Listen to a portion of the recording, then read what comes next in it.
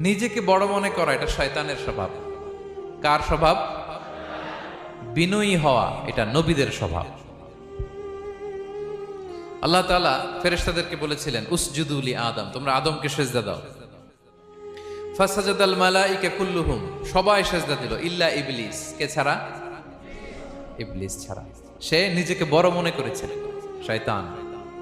কিভাবে? সে লজিক খাটাইলো আল্লাহর সাথে। সে লজিক দিয়ে আল্লাহর বলে, আল্লাহ ক্বালা আনা খায়রুম মিনহু, আল্লাহ আমি কেন সিজদা দেব? আমি তো আদমের চেয়ে শ্রেষ্ঠ, আমি বড়। আল্লাহ বলতেছে তুমি বড়? কেমনে বড়?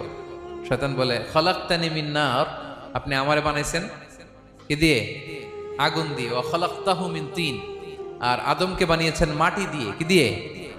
মাটি দিয়ে। আগুনের ধর্ম দাউ দাউ করে উপরের দিকে কি করে? ওঠে, আর মাটি ঢিলা রেখে দিলে নিচে পড়ে যায়। তো সে যুক্তি দিয়ে বলতেছে আল্লাহ ঊর্ধ্বগামী কোন জিনিস তো নিম্নগামী কোন জিনিসের কাছে মাথা নোয়াতে পারে? যুক্তি, মনে রাখবেন, যুক্তি সব জায়গায় খাটে।